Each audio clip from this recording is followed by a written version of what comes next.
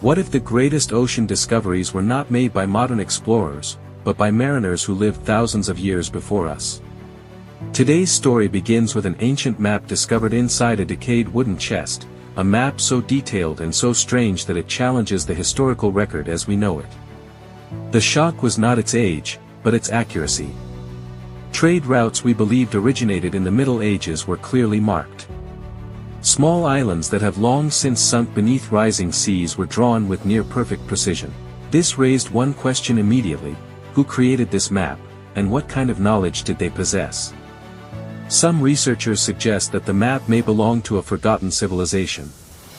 Not Egypt, Greece, or Rome. Something far smaller, more isolated, yet far more advanced in maritime knowledge than the historical narrative admits.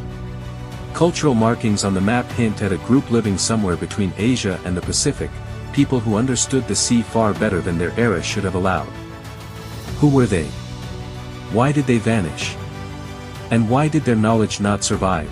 A number of scholars argue that this is solid evidence that ancient communities possessed highly developed understanding of ocean currents, tides, and shifting island structures. If true, it contradicts the mainstream belief that ancient humans had only limited awareness of the open sea.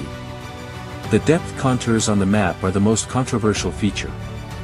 They match modern oceanographic data so accurately that many experts refuse to believe they were created with ancient tools. If the map is authentic, then someone, long before recorded history, had the ability to survey the seafloor with a precision that should not have been possible. Some researchers propose that the map preserves knowledge inherited from an even older society. Others take a harder stance: history may be underestimating the capabilities of civilizations erased by time. The most unusual section of the map is labeled, "Waters Beyond Knowledge." When modern analysts plotted the coordinates, they aligned with areas now deep underwater. The implication is straightforward: when the map was drawn, these areas were dry land. Geologists later compared seabed structures with the map's markings and found strong similarities. Plateaus now submerged may once have been inhabited regions. This suggests the map might not simply outline travel routes, but document a world lost to dramatic environmental change. The biggest questions remain unanswered. What happened to the people who made the map? Natural disaster? Migration? Or were they simply never recorded by the civilizations we know?